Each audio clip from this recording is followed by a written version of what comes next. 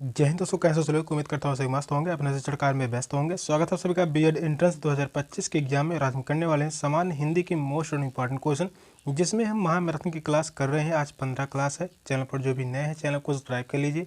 Class बहुत ही महत्वपूर्ण है। 25 क्वेश्चन हल करने वाले हैं। ये 25 क्वेश्चन बहुत ही महत्वपूर्ण है एग्जाम की दृष्टि से। चलिए समय को ना गंवाते हुए चलते सीधे क्वेश्चन की तरफ। और आज का पहला क्वेश्चन है, निम्नलिखित में से कौन सा संधि विच्छेद सही है? अधि प्लस कांस, अनु प्लस दित, प्राणा प्लस याम, त्रिपुर प्लस अरि। कौन सा ऑप्शन करेक्ट है?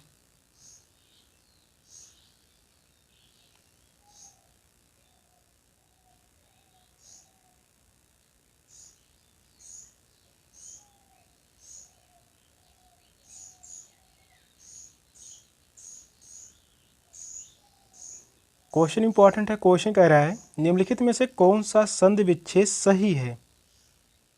तो वह है त्रिपुर प्लस अरि। फोर्थ ऑप्शन करेक्ट है, त्रिपुर प्लस अरि। इसका जो है विच्छेद क्या होगा? इसे जब हम मिलाएंगे तो यहाँ पर बनेगा त्रिपुरारी। यहाँ पर गलत दिया गया है तीनों ऑप्शन में। इसका शुद्ध रूप होगा अधिक धन अंश, अधिक धन अंश बराबर होगा अधिकांश।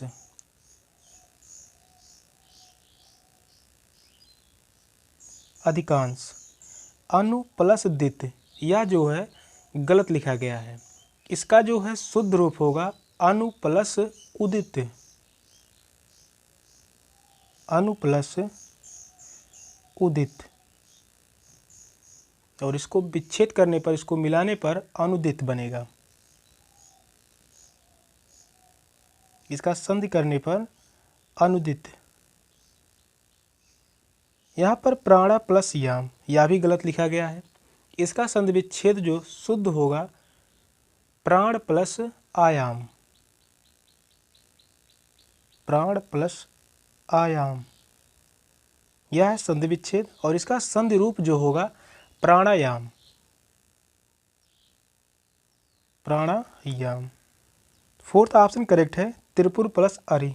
नेक्स्ट क्वेश्चन है, पंचानन में कौन सा समास है? तत्पुरुष समास, बहुब्रीहि समास, द्विगु समास, कर्मधारय समास। कौन सा ऑप्शन करेक्ट है? समास से क्वेश्चन पूछे जाते हैं 6 से 8 क्वेश्चन। क्वेश्चन बहुत ही महत्वपूर्ण है।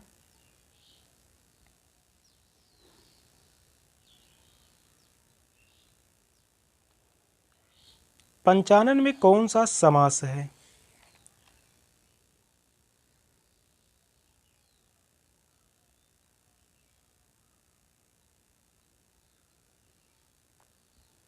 तो वह है बहुब्रीहि समास। सेकंड ऑप्शन करेक्ट है। पंचानन में बहुब्रीहि समास है। पंचानन शब्द में बहुब्रीहि समास है, जिस समास में दोनों पद प्रधान ना हो। बहुब्रीहि समास में दोनों पद प्रधान नहीं होते, दोनों पद प्रधान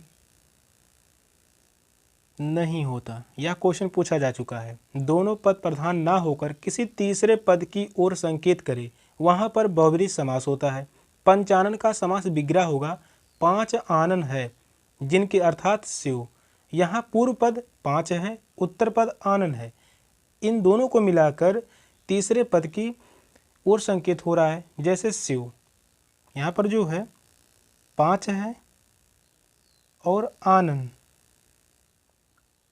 अर्थात जो होगा शिव, तीसरे पद की ओर संकेत कर रहा है, तो बहुब्रीहि समास।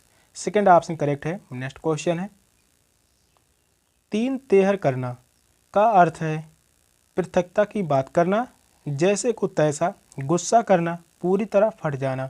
कौन सा ऑप्शन करेक्ट है?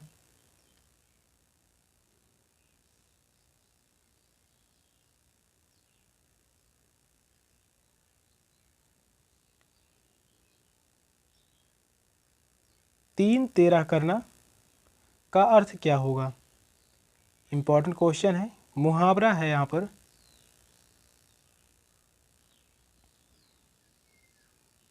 पृथकता की बात करना, फर्स्ट ऑप्शन करेक्ट है। पृथकता की बात करना, तीन तेरह करना का अर्थ होगा पृथकता की बात करना। नेक्स्ट क्वेश्चन है, हंसुए के ब्याह में खुरपे का गीत, कहावत का अर्थ क्या होगा? शादी में गीत गाना, जश्न मनाना, असंगत बातें करना, निचले स्तर की बातें करना। कौन सा ऑप्शन करेक्ट है? यह क्वेश्चन 2019 में पूछा गया है और यही क्वेश्चन 2022 में पूछा गया था। क्वेश्चन इंपॉर्टेंट है।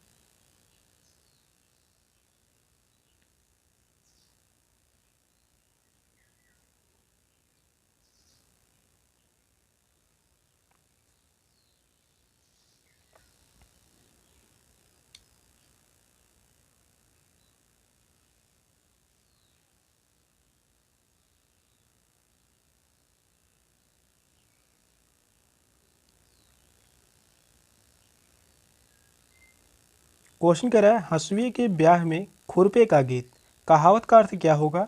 यानी असंगत बातें करना। थर्ड ऑप्शन करेक्ट है, असंगत बातें करना। हंसुए के ब्याह में खुरपे का गीत, कहावत का अर्थ होगा असंगत बातें करना। नेक्स्ट क्वेश्चन है दिव्य पर्ण का संधि विच्छेद है देवधन अर्पण, देवी धन अर्पण, दे धन अर्पण, दिव्य धन पढ़। कौन सा ऑप्शन करेक्ट है? इंपॉर्टेंट क्वेश्चन है। संधि विच्छेद से क्वेश्चन पूछे जाते हैं, 8 क्वेश्चन पूछे जाते हैं। क्वेश्चन बहुत ही महत्वपूर्ण है।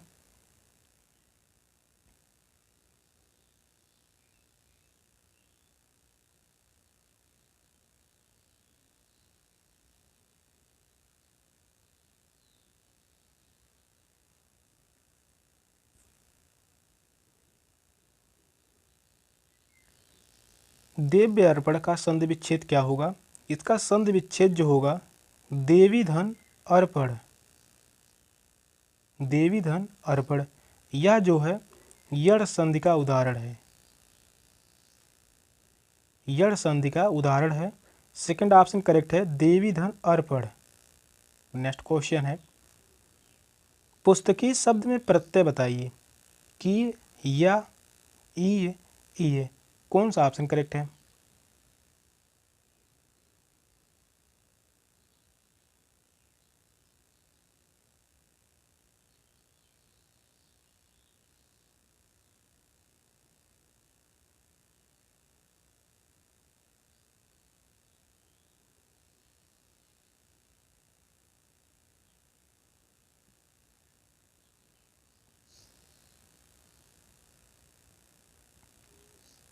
पुस्तकी शब्द में प्रत्यय बताइए। तो यहाँ पर जो होगा मूल शब्द है पुस्तक, पुस्तक प्लस ई, ई शब्द जो है यहाँ पर प्रत्यय है। थर्ड ऑप्शन करेक्ट है। तो इस क्वेश्चन का जो राइट आंसर है ई, ई प्रत्यय लगा हुआ है। ई प्रत्यय से लगने वाले अन्य शब्द जो हैं वहाँ पर होंगे भारतीय, भारतीय में भी ई प्रत्यय लगा हुआ है। नगरीय, नगरी में भी ई प्रत्यय ही लगा हुआ है। थर्ड ऑप्शन ही करेक्ट है। नेक्स्ट क्वेश्चन है स्वतंत्रता सबको प्यारी होती है, वाक्य के रेखांकित शब्द का संज्ञा भेद बताइए। जातिवाचक संज्ञा, भाववाचक संज्ञा, गुणवाचक संज्ञा, इनमें से कोई नहीं। कौन सा ऑप्शन करेक्ट है?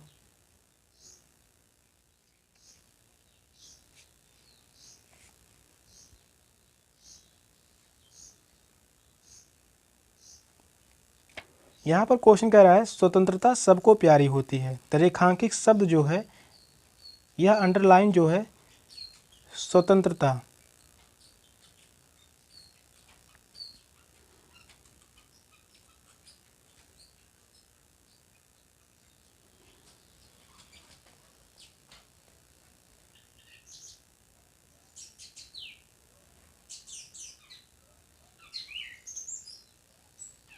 यहाँ पर क्वेश्चन कह रहा है स्वतंत्रता सबको प्यारी होती है, वाक्य के रेखांकित शब्द का संज्ञा भेद बताइए। तो यहाँ पर होगा भाववाचक संज्ञा। सेकंड ऑप्शन करेक्ट है, भाववाचक संज्ञा। स्वतंत्रता भाववाचक संज्ञा है। भाववाचक संज्ञा शब्द किसी भाव, गुण, दशा, अवस्था आदि का बोध कराते हैं। भाववाचक संज्ञा किसी भाव, गुण, दशा, इसके अलावा अवस्था भाव, गुण, दशा, अवस्था आदि का बोध कराते हैं, उन्हें हम भाववाचक संज्ञा कहते हैं। सेकंड ऑप्शन करेक्ट है। नेक्स्ट क्वेश्चन है, मुझे किस प्रकार का सर्वनाम है? मुझे किस प्रकार का सर्वनाम है? उत्तम पुरुष, मध्यम पुरुष, अन्य पुरुष, इनमें से कोई नहीं। कौन सा ऑप्शन राइट है? यह इंपॉर्टेंट क्वेश्चन है, एग्जाम में पूछा जा चुका है। वनडे एग्जाम में भी यह क्वेश्चन काफ़ी बार पूछा जा चुका है और बीएड एंट्रेंस के एग्जाम में यह जो है 2015 में पूछा गया था।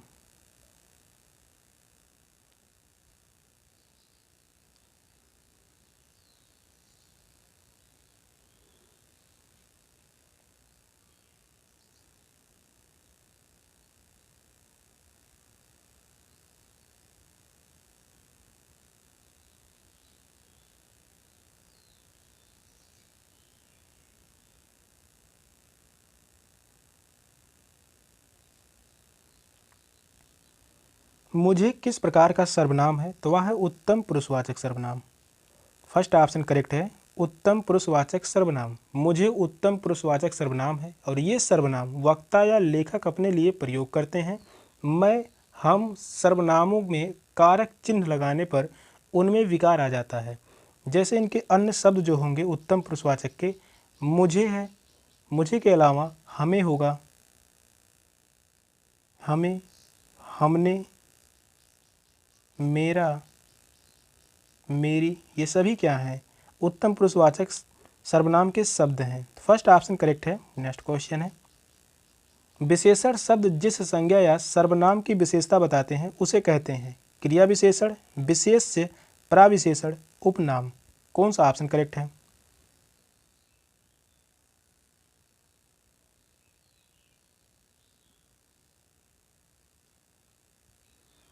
इस प्रकार से क्वेश्चन काफ़ी मात्रा में पूछे जाते हैं बीएड एंट्रेंस के एग्जाम में, बहुत ही महत्वपूर्ण क्वेश्चन है।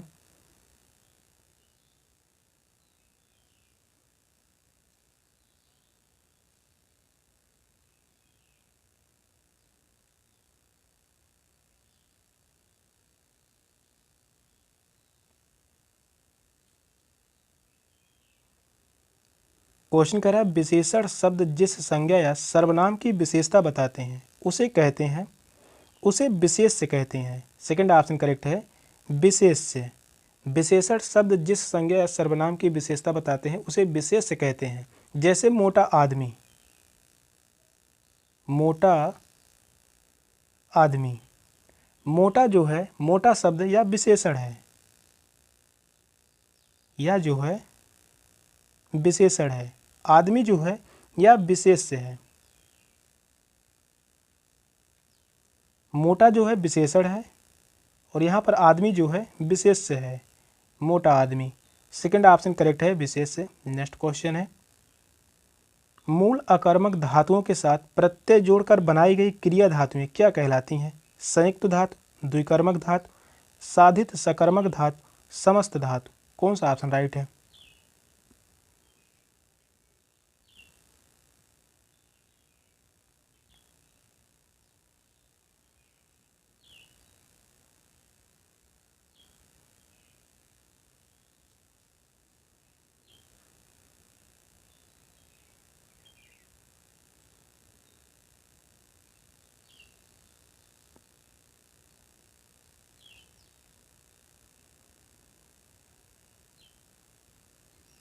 मूल अकर्मक धातुओं के साथ प्रत्यय जोड़कर बनाई गई क्रिया धातुएं क्या कहलाती हैं?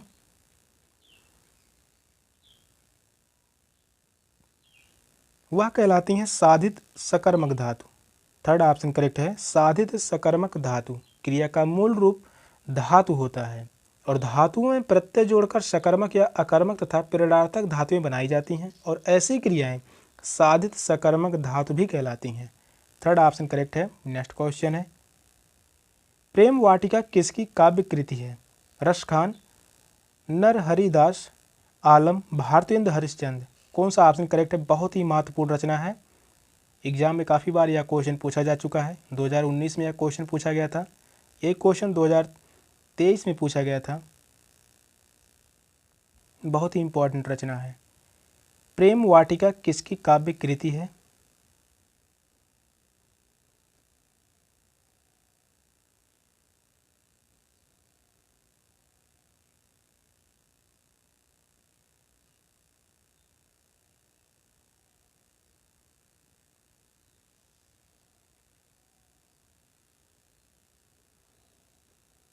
प्रेम वाटिका किसकी काव्य कृति है? तो वह है रसखान की। फर्स्ट ऑप्शन करेक्ट है, रसखान। प्रेम वाटिका रसखान द्वारा रचित काव्य कृति है और इस कृत की रचना 1671 में की गई थी। प्रेम वाटिका की रचना कब की गई थी?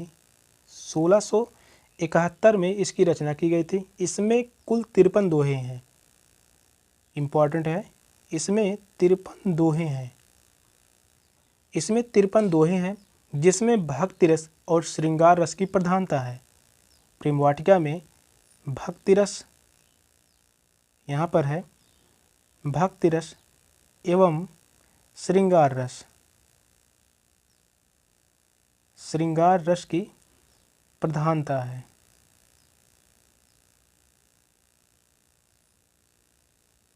भक्ति रस एवं श्रृंगार रस की प्रधानता है प्रेम वाटिका, रसखान की रचना है। फर्स्ट ऑप्शन राइट है। नेक्स्ट क्वेश्चन है, निम्नलिखित में से कौन सा शब्द अली शब्द का अनेकार्थी नहीं है? सखी, भ्रमर, रूपसी, बिच्छू। कौन सा ऑप्शन राइट है?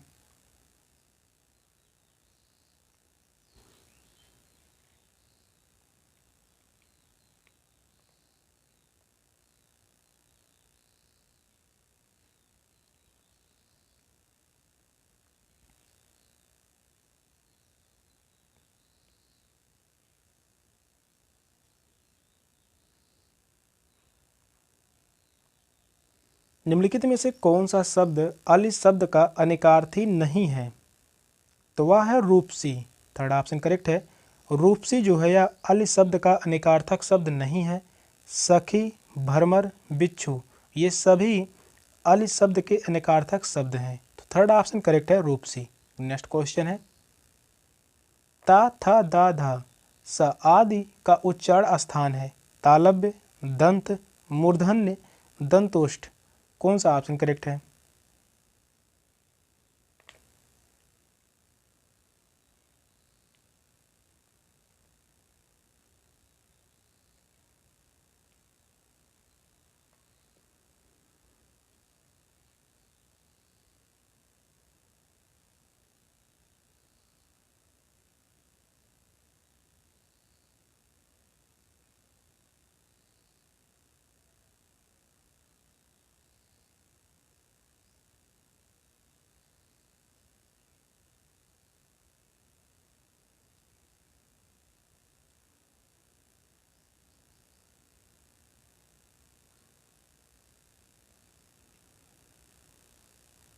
क्वेश्चन इंपॉर्टेंट है। ता, था, दा, धा, सा आदि शब्द का उच्चारण स्थान है?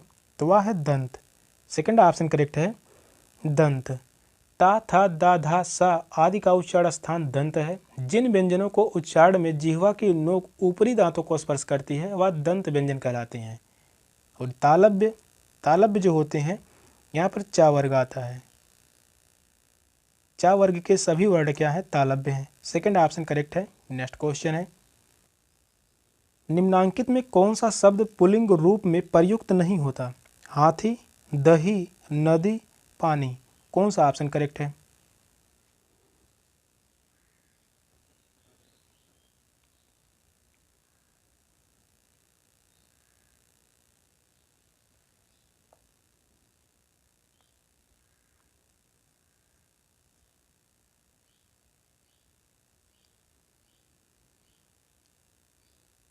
क्वेश्चन कह रहा है कौन सा शब्द पुल्लिंग रूप में प्रयुक्त नहीं होता? तो वह है नदी। नदी जो है यह पुल्लिंग रूप में प्रयुक्त नहीं होता, बल्कि यह स्त्रीलिंग में प्रयुक्त होता है। स्त्रीलिंग में यह प्रयुक्त होता है। हाथी, दही, पानी ये सभी पुल्लिंग रूप में प्रयुक्त होते हैं। थर्ड ऑप्शन करेक्ट है। नेक्स्ट क्वेश्चन है, सप्त ऋषि इसमें बनी संधि है? दीर्घ, यड़, व्यंजन, गुण।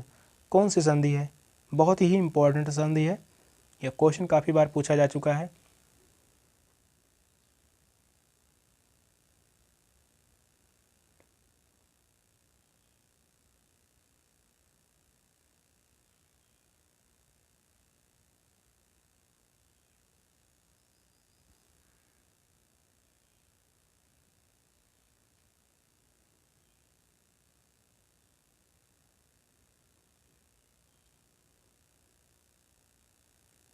सप्त ऋषि, इसमें बनी संधि जो होगा गुण संधि।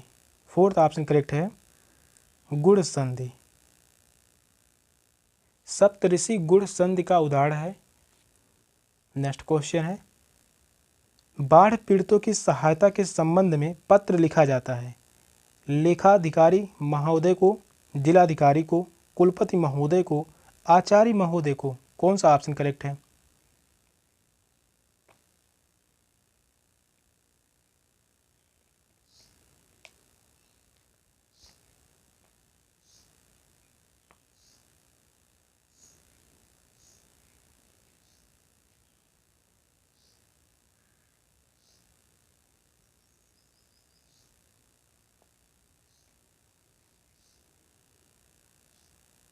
बाढ़ पीड़ितों की सहायता के संबंध में पत्र लिखा जाता है, तो वह लिखा जाता है जिलाधिकारी महोदय को। सेकंड ऑप्शन करेक्ट है जिला अधिकारी को। नेक्स्ट क्वेश्चन है, ठेले पर हिमालय किस विधा की रचना है? निबंध, कहानी, उपन्यास, यात्रावृत्त। कौन सा ऑप्शन करेक्ट है?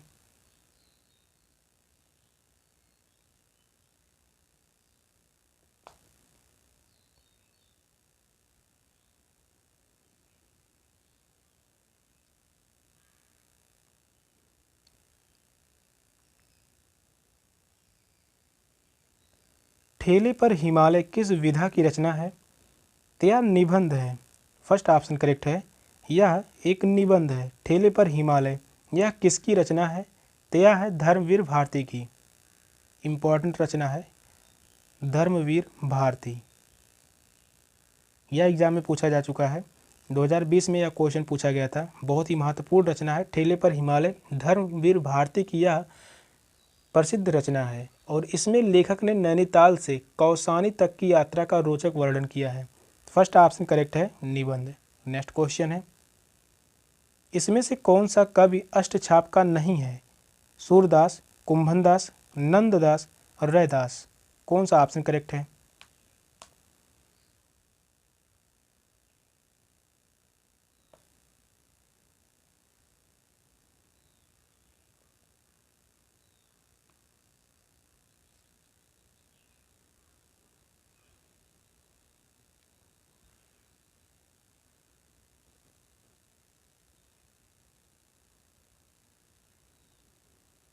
क्वेश्चन इंपॉर्टेंट है। क्वेश्चन कह रहा है इनमें से कौन सा कवि अष्टछाप का नहीं है? तो वह है रैदास। फोर्थ ऑप्शन करेक्ट है रैदास। रैदास अष्टछाप के कवि नहीं है। अष्टछाप की स्थापना 1565 में हुई थी। इसकी स्थापना की बात करते हैं 1565 में हुई थी। इसमें 8 कवि हैं और वह 8 कवि कौन कौन हैं? पहले जो हैं कुंभनदास, हैं। दूसरे सूरदास, तीसरे हैं परमानंददास, चौथे जो हैं कृष्णदास,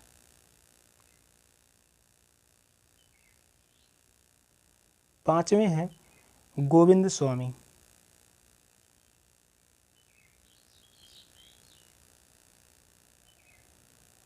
छठे हैं यहाँ नंददास हैं, यहाँ पर परमानंददास।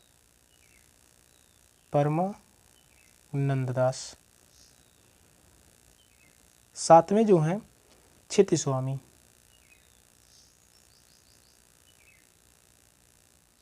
और आठवें हैं चतुर्भुजदास।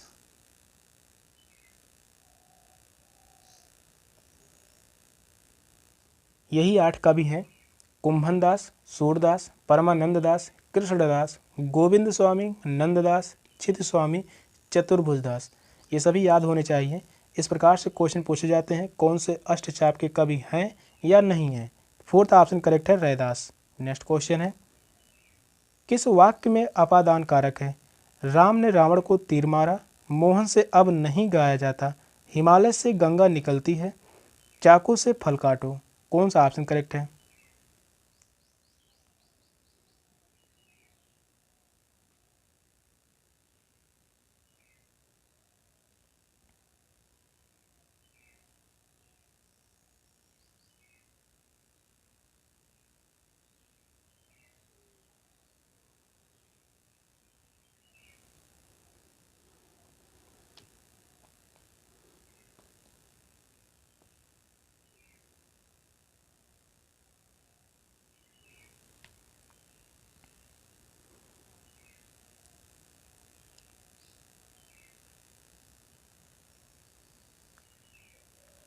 क्वेश्चन कह रहा है किस वाक्य में अपादान कारक है। तो यहाँ पर जो होता है अपादान कारक के चिन्ह है से अलग या अलगाव। यहाँ पर अलगाव की बात होती है। थर्ड ऑप्शन में दिया गया है हिमालय से गंगा निकलती है। यहाँ पर जो है से कारक चिन्ह है, हिमालय से गंगा निकलती है, यहाँ पर अलगाव है।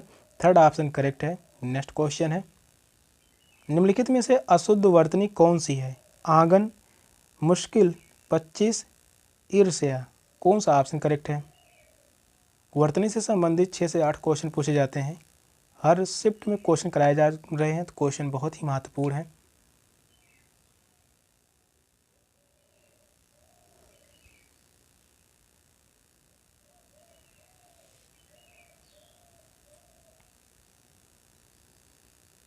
अशुद्ध वर्तनी पूछा है तो यहाँ पर होगा आंगन। फर्स्ट ऑप्शन करेक्ट है। आंगन जो है यह अशुद्ध लिखा गया है। आंगन इस प्रकार से शुद्ध होता है, यहाँ पर अंक बिंदी नहीं बल्कि यहाँ पर चंद्रकार बिंदी होती है। इस प्रकार से आंगन लिखा जाता है। व्याकरण की दृष्टि से आंगन इस प्रकार लिखा जाता है। फर्स्ट ऑप्शन करेक्ट है। यहाँ पर मुश्किल, 25, ईर्ष्या ये सभी वर्तनी की दृष्टि से शुद्ध हैं। सेशन का लास्ट क्वेश्चन था। क्वेश्चन कैसे लगे कमेंट में जरूर बताइएगा। चैनल पर नए हैं, चैनल को सब्सक्राइब कर लीजिए। मिलते हैं फिर अगली क्लास में, तब तक के लिए बाय बाय, टेक केयर, जय हिंद।